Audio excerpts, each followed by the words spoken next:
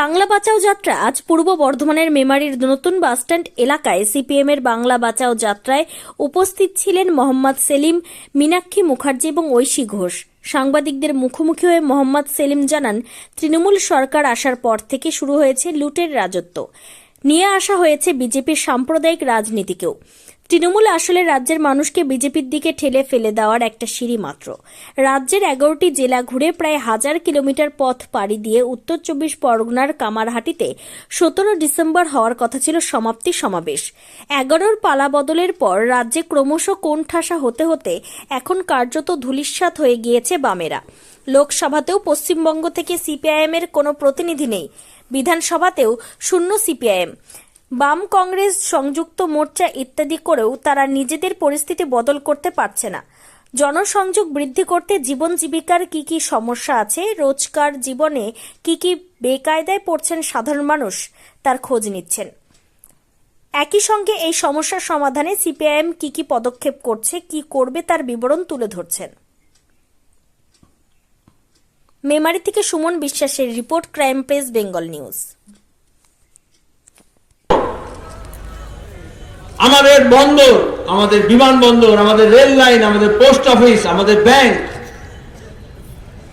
আমাদের সমস্ত যা কিছু আছে, শিক্ষা, স্বাস্থ্য, শিল্প, ব্যবসা, বাণিজ্য, দোকান, হাট, আমাদের ফসলের অধিকার, আমাদের কাজের অধিকার, এই সবটাকে, আমাদের মা বোনেদের মর্যাদা, সম্মান, আমাদের মধ্যেকার সম্প্রীতি, আমাদের ঐতিহ্য, আমাদের ইতিহাস, আমাদের মূল্যবোধ, আমাদের সংস্কৃতি, তাকে ধ্বংস করার জন্য এক গভীর ষড়যন্ত্র হয়েছে গত 25 বছর ধরে।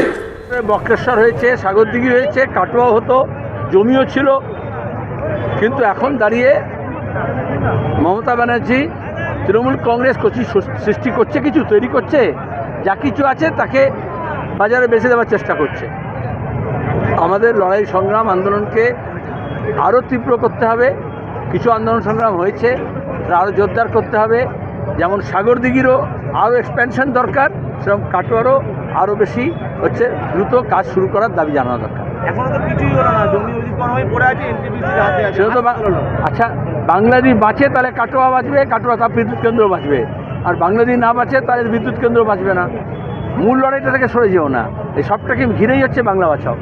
বিএসএফ সূত্রে যেটা জানা যাচ্ছে যে হাকিমপুর যে সীমান্ত, সেখান থেকে এখনো মাত্র 3000 লোককে পুরস্কার করা হয়েছে অনুপ্রবেশকারীকে, আর অন্য যা দাবি করা হচ্ছে যে এখানে 1 কোটির মতো লোক আছে। তাহলে এই পরিসংখ্যানটা নিয়ে কি বলবেন? তুমি কেন আরএসএস এর প্রোপাগান্ডার মেশিন হয়ে যাচ্ছ?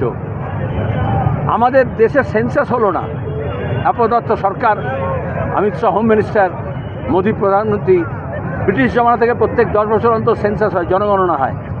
তাহলে রাজনৈতিক কারণে জনগণনা করলো না, করোনা কারণ দেখিয়েছিল, আর তারপরে নাম্বার বলে যাচ্ছে 1 কোটি, 2 কোটি, 5 কোটি। আরে আগে সংখ্যাটা গোন, আগে তো গুনতে হবে। নতুন করে বর্ণ পরিচয় যেমন করতে হয়, ওদেরকে নতুন করে ধারাপাত শিখতে হবে। আর তাহলে মিডিয়া ওরা 1 কোটি, 2 কোটি, 4 কোটি বলে দিল, তোমরা বলে দিলে। ওই হাকিমপুরের বর্ডারে বিএসএফ গ্রামবাসীর ওপর জুলুম করছে, বাজার বন্ধ আছে, সেটা বলো। ওখানকার বেকার ছেলেমেয়েরা কাজ করতে পারছে না। আর যে গরু পাচার যারা করে, সে তৃণমূল থেকে বিজেপির কাছে গেছে, অভিষেককে টাকা দিত, এখন শুভেন্দুকে টাকা দিচ্ছে, আমি পরিষ্কার বলছি। এই জন্য সিবিআই কোনো তদন্ত করছে না, ইডি কোনো তদন্ত করছে না, আর সাধারণ গ্রামবাসীর ওপরে সীমানায় জুলুম করা হচ্ছে। এখন যা এমার্জেন্সি ফার্ম যা ডিজিটাইজ হয়েছে, এখনই তো 58 লক্ষ বাদ পড়েছে, এই সংখ্যা কি আরও বাড়বে বলে মনে করছে? লিস্টটা বেরোক, মৃতদের নাম বাদ দিতে হবে। গত 10-15 বছর ধরে কোনো মৃতর নাম বাদ দেয়নি, আর গোরস্থান কবরস্থানের ভোট দিয়ে বিজেপি তৃণমূল জেতে। আর আমরা এই জন্যই এসআইআরে বলেছি, কোনো প্রকৃত ভোটারের নাম কাটা যাবে না, কাটতে দেব না, কিন্তু কোনো মৃত মানুষেরও নাম রাখা যাবে না। এটা দায়িত্ব ইলেকশন কমিশনকে নিতে হবে। বিএলওকে চাপ দিয়ে তৃণমূল বিজেপি তাদেরকে পরেশান করে, তাদেরকে দিয়ে জোর করে মৃত ভোটারদের ফর্ম ফিল আপ করাচ্ছে, কিন্তু সেগুলো স্ক্রুটিনি করে বাদ দিতে হবে। এবং ডাবল এন্ট্রি, ট্রিপল এন্ট্রি আছে, একই লোকের নাম একাধিক জায়গায় আছে, সেগুলো বাদ দিতে হবে। তাতে কয়েক লক্ষ